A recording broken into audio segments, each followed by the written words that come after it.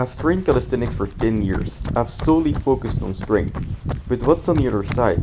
What can we learn from endurance? This is my journey to running a 70-kilometer ultramarathon in Japan.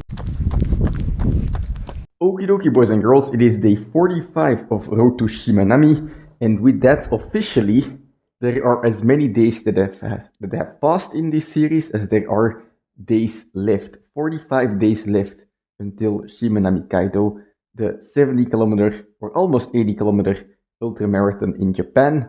And when I think about my training, does it feel like I'm halfway? No. It does not feel like I'm halfway there, you know? I mean, I think I could run 40 kilometers. That's not the problem, but, you know, the problem is that running doesn't get harder linearly. It gets harder exponentially. So when you go from 10 to 20, that's okay. When you go from 20 to 40, that's quite a big step. When you go from 40 to 80, well, I don't know, but I imagine it's gonna be quite hard. And when I think about the end goal, I kind of get overwhelmed, you know, because I ran 20 kilometers yesterday and it was tiring, you know, I was tired at the end. And of course, I held a certain pace, which I don't have to do in the Shimanami Kaido Ultra Marathon, but still, right? When you think about it, 20 kilometers, I'm gonna have to do almost 4 times that amount, and it gets overwhelming. But you know, no matter if you're afraid to do things or not, right? Oftentimes you're afraid to challenge something. That's okay, right? That's normal. It's okay to be afraid, but you know, you also have to be able to kind of place it aside and then focus on what you're able to do right now. So right now, I am not able to control whether I'm gonna definitely be able to finish the Shimanami Ultramarathon or not, right? That's something in the future. That's something I can't control right now. But I am able to control is my daily training, right? So the 20-kilometer run yesterday, the 10-kilometer run I did today, the one I'm gonna do tomorrow, each week or each day and each week, I am able to control bit by bit. And by controlling those little bits, by getting those little wins, well, hopefully eventually I'll get to the big win at Shimanami, but right now I don't really have to worry about it because whether I'm gonna fail or not, like the things I have to do in order to, you know, stay on the right path today are the same. I just have to keep training and, you know, try to complete the path that I have set out, the training that I have set out. So this week it's a 90-kilometer week. Next week, hopefully surpassing 100 kilometers in a week. And well, there's gonna be a bit of a couple bigger sessions along the way, so to speak. But you know, those are the smaller wins that I'm trying to focus on at the moment. But anyway, for today's workout, I'm feeling tired as hell from yesterday, not only from the 20-kilometer run, but it was kind of a double attack with the leg day as well. And then the day before that, 1,000 dips, so my body is feeling quite compromised. Today, I'm just gonna have some fun with some attempts on the one-arm planche and the one-arm handstand, perhaps do some handstand or one-arm handstand progressions afterwards as well. But yeah, let's just get started and have some fun.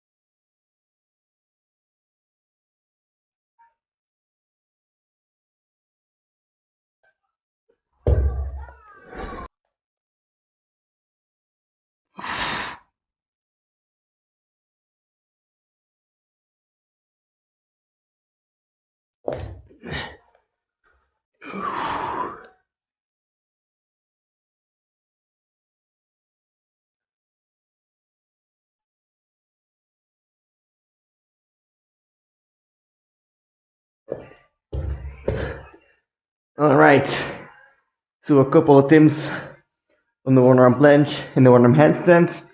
Not the best ones, but you know, I felt a little small hold every time on the one-arm planche. On the one-arm handstand, I just completely lost balance. But anyway, today I'm still tired, right? But by doing these small activations, I can prime my body for when it is rested again. And so tomorrow I'll be more recovered than I am today. The day after tomorrow, I'll be even more recovered, right? And so I'll have more energy to do some attempts. So some light activations is definitely not a bad idea on your rest days. So yeah, now I'm gonna move on to a bit of one arm handstand progressions, one hand and then two finger assistance, trying to get some holds. I think 3 sets on each arm, and that will be it for the day. So let's go.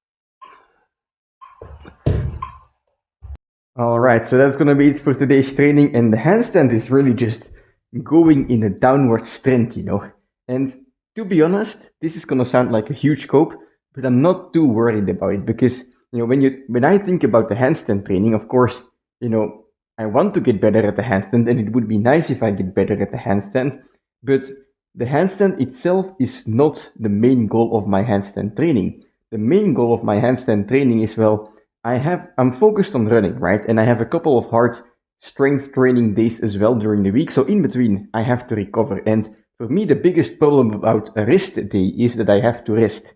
I don't like resting. I like to train. And this handstand allows me to put all of my concentration, all of my effort into, a specific movement while still being able to recover, because when I fall from the handstand, when I lose my balance, I'm not at the point of muscular failure. I just somehow I lose balance, and I have to try and figure out why I lose balance. But the biggest point for me is that I'm able to stay busy. I'm able to enjoy training and still recover. And so in a sense, even if I don't grow in the handstand, even if I don't get better, of course it would be nice. But even if I don't, it doesn't matter, because my main goal of enjoying a workout is being accomplished. And now that I mention it, right, that's not only true for the handstand, right? It's also for your main goals, right? For the running. Even if I don't get stronger one day, or if I feel like shit, I still was able to enjoy the run that day. I still, yesterday I was able to enjoy the leg day, even though it felt hard, right? And so in a sense, no matter if you're getting progress or not, you're reaching your goal. Because guess what? If you're like 99.9% of the population, you're doing training as a hobby, so you better just enjoy it, right? And oftentimes we expect results of ourselves. That's a good thing, right? It's good to have expectations and to aim for something, but don't let it get in the way of your enjoyment. But yeah, that's gonna be it for today's training. And well, 45 days done, 45 days left. Aim for the moon, land amongst the stars, but that's not entirely true, because you can aim as much as you want. You also have to, fire at some point. You have to do something. When you're just aiming for the moon and focused on the moon, and you're afraid because it's far away and you don't get started, well, guess what? You're not gonna land amongst the stars. You're not gonna land anywhere. You're just gonna stay where you're at. So what I'm just gonna try and focus on at the moment is not, 45 days from now, but tomorrow, right? Or this morning I was focused on today. Right now the training for today is done. I'm gonna focus on having my dinner, and tomorrow I'll focus on another recovery run, another recovery training, and just one step at a time you'll get there. And it's very difficult, right? But it's a skill that when you master it, I think is very useful. Not only in the context of training, but also when you're just like undertaking a very difficult task. For example, when you look at the Shimanami ultramarathon itself, in that day, I'm gonna have to tackle a difficult task.